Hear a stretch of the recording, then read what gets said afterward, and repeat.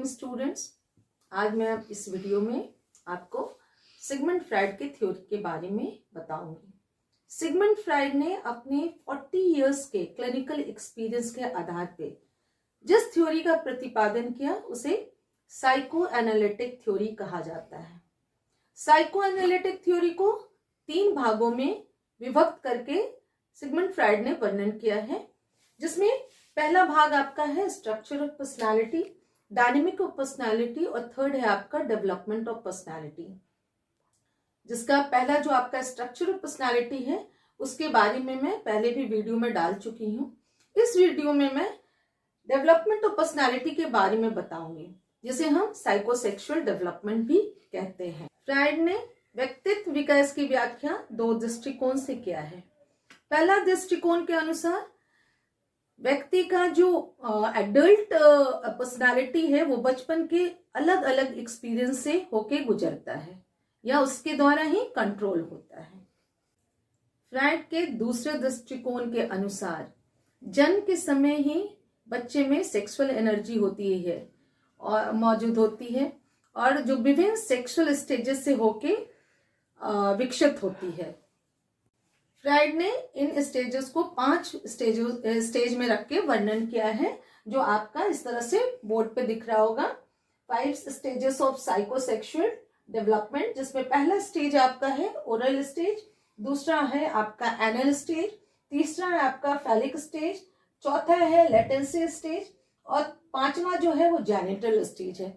अब हम हर स्टेजेस के बारे में आपको डीपली एक्सप्लेन करेंगे।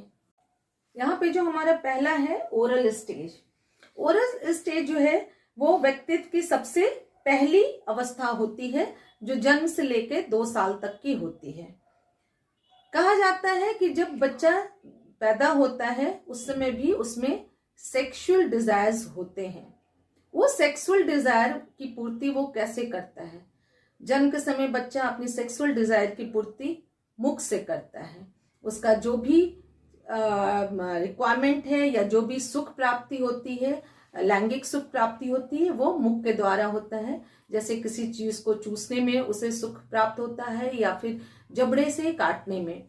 अतः हम कह सकते हैं कि जो हमारा जन्म के समय की जो अवस्था है या जो सेक्सुअल डिजायर की जो पूर्ति है वो शरीर सुख जो है वो मुख से होता है।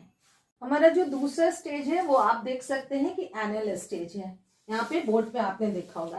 एनल स्टेज की जो अवस्था है वो 2 साल से लेकर 3 साल के आयु के बीच की होती है।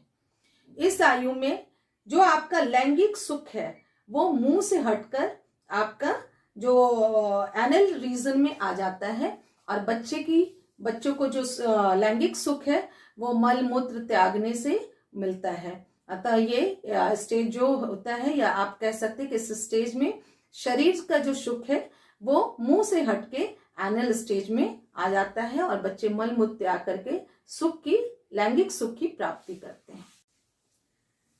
फैलिक स्टेज हमारा जो थर्ड है वो फैलिक स्टेज है। व्यक्तित्व विकास का जो ये तीसरा अवस्था है वो 4 साल से लेकर 6 साल के बीच का होता है। इस अवस्था में बच्चे जो हैं वो स्त्री और पुरुष के बीच में अंतर को समझने लगते हैं। फ्राइड का मानना था कि इस अवस्था में लड़का में जो है ऑडिपस कॉम्प्लेक्स विकसित होता है, यानी वो मां के प्रति आकर्षण उसमें पाया जाता है, और लड़कियों में इस अवस्था में इलेक्ट्रा कॉम्प्लेक्स विकसित होता है, जिसके कारण वो पिता के प्रति ज्यादा आकर्षित होती है। हमारा जो फोर्थ है आप यहाँ देख सकते हैं लैटेंसी स्टेज है। ये अवस्था जो है वो 6 साल से 12 साल की आयु तक होता है। इस अवस्था को हम साइकोसेक्सुअल डेवलपमेंट की अवस्था नहीं मानते, क्योंकि इस अवस्था में कोई नया कामुक क्षेत्र विकसित नहीं होता। इस उम्र में बच्चे सामाजिकता, नैतिकता आदि उच्च मानवीय भावनाओं की विकास होता है और इसमें लोक, लाज, प्रतिष्ठा आदि का विकास देखा जाता है। यहाँ पे आप देखिए बोर्ड पे कि जो लास्ट स्टेज है वो हमारा जेनिटल स्टेज है। यह अवस्था 13 साल से लेकर निरंतर चलता रहता है। इस उम्र में कामुकता फिर से जागृत हो जाता है। आपको पहले भी बताया था हमने कि लेटेंसी स्टेज में को हम साइकोसेक्सुअल डेवलपमेंट को स्टेज को नहीं रखते हैं, इसलिए कि जो उसमें कोई नया कामुक क्षेत्र का विकास नहीं होता है। लेकिन फोर्थ जो जेनिटल स्टेज, जो लास्ट हमारा स्टेज है, उसमें फिर से कामुकता का फिर से जागरण हो जाता है और इस अवस्था का जो कामुक क्षेत्र है वो जेनिटल होता है।